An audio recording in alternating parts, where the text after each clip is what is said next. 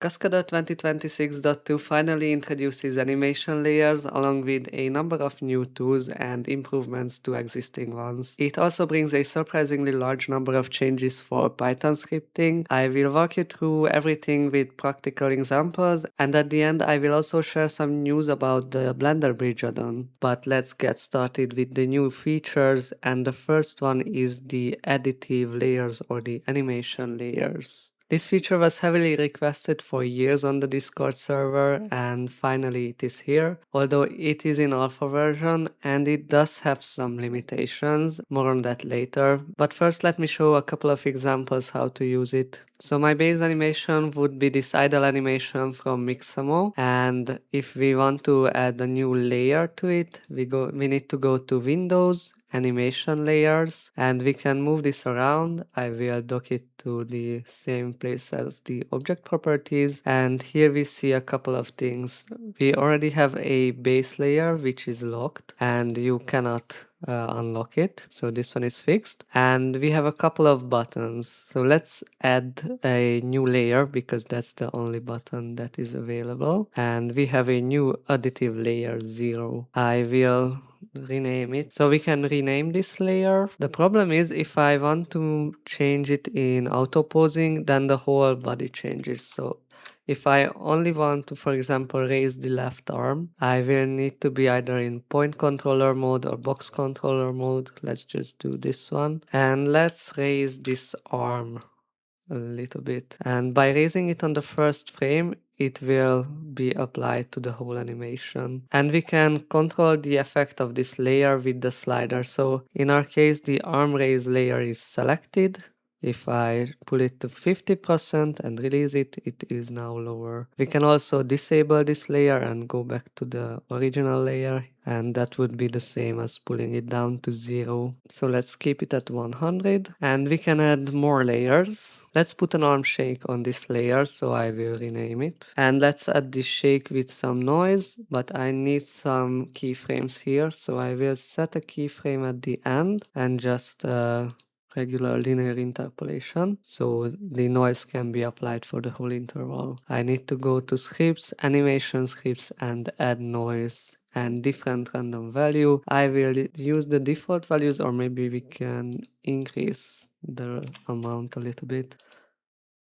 So yeah, we got quite a strong shake. If I want to decrease it, we can use the slider, and this way we have a much weaker shake. This is really amazing. I think this is the first time we get a really non-destructive workflow in Cascadeur. And once you are satisfied with the result, you can merge all the layers with this button, and this will collapse everything to the base layer, and the interpolations will be turned into fixed interpolation. Let me show you a couple of more quick examples. So I have another Mixamo animation for an in-place walk, and I want it to move forward. You could of course do it on the base layer, but I want to be able to switch back and forth between the root motion. So I will rename this layer to root motion. I will remove the cyclic modifier because I don't need that, and get rid of the keyframes. Actually, I need to check which one is my last frame, so it's 99, and we can go back to our root motion. I will add a new keyframe here. If we move our character forward by grabbing the center of mass and switch the interpolation to linear, then our character will be moving forward, although the speed is not correct. For that, I will track the ball of the feet. Just make sure I have the interval locked and this point also locked, and this way if I move the character forward, we can see how much we need to move our character forward. Something like that should be good. And now our character has root motion, which we can easily disable, and then it moves in place. And this way we can check our motion path with and without root motion. Another really useful use case for this is, let's say we have our base animation and we want to add physics to it. Previously we could save it in a new file, and that way we could get back to our base animation. But now we have the possibility to keep everything in one file, so I can add a new layer which will be the autophysics layer, and then we can apply autophysics. But since we only have one keyframe, autophysics will be applied to only that frame. So we need to add another frame, and this way we have the whole animation for the autophysics. But if we want to apply it to the whole interval, we need any kind of interpolation. And I also want to set a priority frame, which is frame 42, and set it as a priority frame. And once autophysics is calculated, we can apply it. And this is something new. You can here select if you want autophysics to be applied to the keyframes, which in this case I only have 3. So I want it to be applied to all the frames. And this way we have one layer just for autophysics. So the twist part of this animation is where autophysics does the most job. So let's see how much it changes. Let's see it with the autophysics layer turned on, and we can again control the influence of this layer. And we could of course add more layers with more tools. And let's add another layer just for ragdoll from this moment. So I will select this interval. I have work on interval turned on, and I want ragdoll. And if we enable this simulation, then we get this funny result, and we can apply it. And we have a full simulation with autophysics and ragdoll, and we can see it without ragdoll or with ragdoll. You can get really interesting results if you put the ragdoll animation to something lower, but probably most of the case you want these layers to be at 100, but still it's fun. Anyway, let's talk about the limitations. So one of the obvious limitations is if you have at least one additional layer, you cannot go to rigging mode. You would get this error message. So you either need to merge down the layers into your base layer or delete any additional layer if you want to get back into rigging mode. And another thing, and I think this is a bigger issue, is that if my scene crashes, when Cascadeur crashes, you get these autosave files, and this can be a great way to get back to your scene.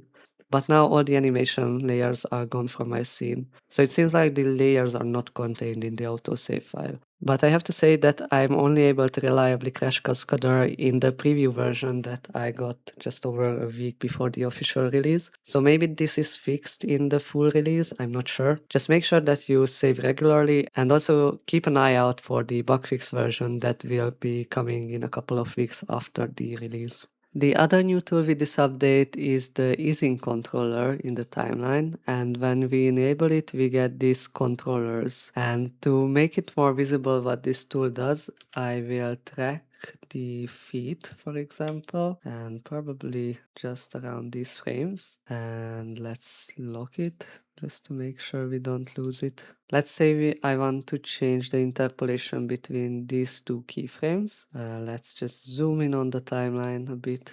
So now I can move this controller further away from our keyframe, and this will increase the spacing. So at this section, the lag will speed up as it gets closer to this frame. If I would move it closer, it will decrease the timing, so the lag would slow down. And we can of course reset these controllers with the button next to this tool. And also we can unlink the controller, so I might want to increase the spacing on the left side while decrease it on the right side of this frame. This is similar to the tangents that we have in trajectory edit mode, but this tool also changes the trajectory while the easing controllers only changes the spacing. Since we are talking about trajectories, I want to quickly show a great new feature. If we look at the trajectory tool in the settings window, we can set different colors for the trajectory before and after the current keyframe. So let's set this to something like a light blue, while this one is a pink one. And we can see that we've got different colors for before and after the current frame. And here I want to give a huge thanks to the Cascadeur team, because this was one of the features that I requested when it was implemented in Blender. And I went back to my original post and I have realized that pretty much everything I suggested here is now in Cascadeur. So I really appreciate that the Cascadeur team is really looking into our feature requests as users. But I digress. Let's continue with the updates. So these were the two new tools. Let's continue with improvements to the existing tools. One of the main improvements is regarding auto posing. Let's say we have environment objects. I will add a sphere and I will immediately add a collision to it with 0 length for this capsule, and we can position it somewhere, maybe here. And the change here is that we got interaction with the environment. So you can see that the hand is positioned correctly here, and this is also applied for the feet. So if I move the leg, it will adapt to it. But you can see that, for example, the knees are not considered here, only the hands and the feet. I believe this tool uses the colliders, although I'm not 100% sure because you can see that the capsules are inside a bit.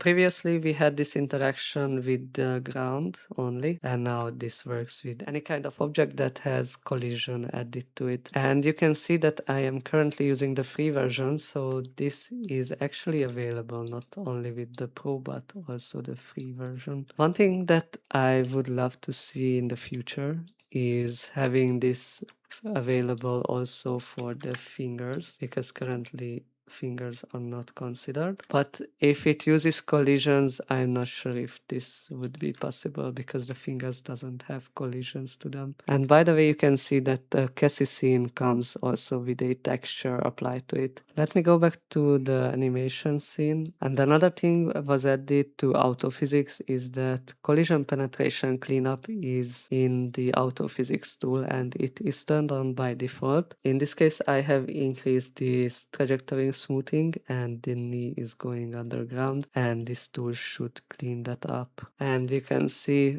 it tried to push out the knee out of the ground. Of course, this is not a great pose, but I made this example a bit too extreme to see exactly what this tool does. Another thing you might have noticed in the upper right corner is that now we have language support for Japanese, Chinese, and Korean languages, but this will be extended in the future to other languages. There were changes to the go to T-pose mode. Previously, you could only reset box controllers. So if you go to T-pose, it would reset. But now this is also possible with point controllers. And it also works with joints.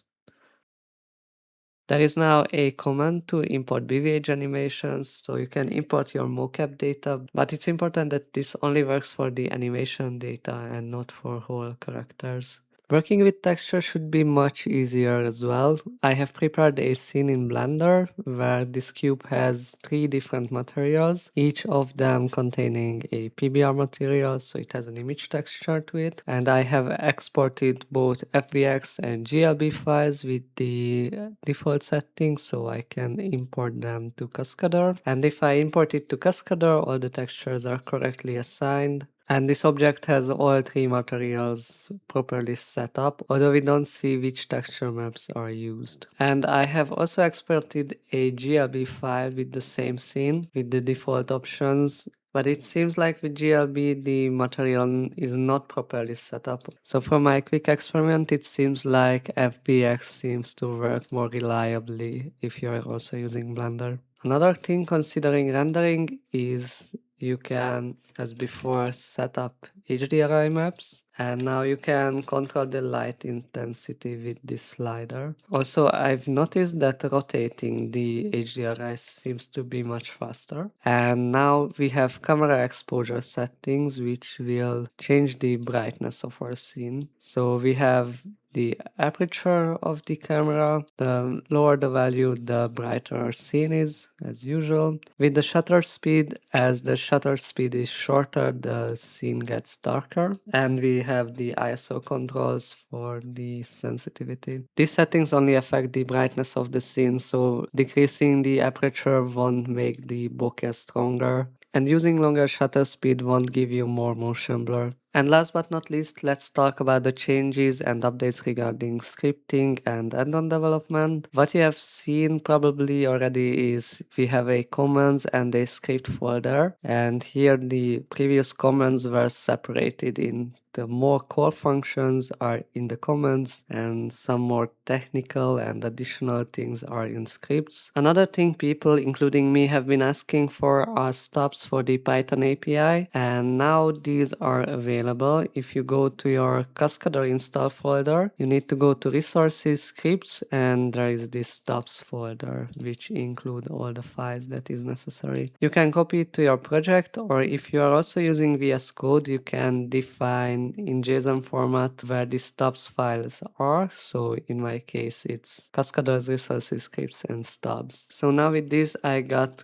code completion, and we can use this to develop our scripts. One thing that I miss and I would like to see it added in the future, if you check the definition, you can see that the return type of most of the functions are not defined. It's just any. What you can do to get then code completion is to cast your variables, because here in the documentation the return type is correctly set up. You can cast your variable, and then this way you will get code completion for this as well. Also, some methods doesn't have documentation, but most of them do, and they are really helpful, and they even come with examples. Personally, I think this is the best part of the update, but I know I'm weird. There are two other things I would like to mention. If you check the Python folder, you see that the PySite 6 module is included in your installation, and this means you can create quite complex UIs for your add-ons. This gives you a possibility to create more complex UI. You can see an example for this if you check out the easing bridge add-on that a fellow creator called 416butter has created. I will leave a link in the description. One more thing I would like to mention is there is now a basic MCP server, so you can connect AI applications to Cascadeur. If you go to your scripts folder, you can see a quick instruction for this as well if that's something you are interested in using. And these are all the main updates that I wanted to talk about, but I also would like to say a couple of words about the Blender Bridge add-on. I have recently started working on it again. I have already released a fix for the action slots in Blender. Point is that now you're able to import actions to even multiple characters at once if you are using Blender 4.4 or later. I have also improved the communication between Cascadeur and Blender, so it should be more stable. And now I'm working on adding new features. One of them would be GLB support, as this was added with this version of Cascadeur as well to the Python API, but this would require quite a lot of rework for the UI and a bit of refactoring. I will also add a remote asset library, which is available since Blender 5.2, which was released in July this year. You can already try this out. I will leave the link for it in the description, and these models are set up in a way so you can simply drag and drop them in your scene and use the action import to get an animation from Cascadeur. But because of this, the scale and base rotation of objects are not applied, so keep that in mind. Also, when you add a character to your scene, make sure you use the append method and then make the character local. I will make a new guide for the add-on when all the features and fixes are implemented, and I'm curious what features you would like to see. Let me know in the comments. But that's all I wanted to share. Let me know what you think about this new release of Cascadeur and what features you are most excited about.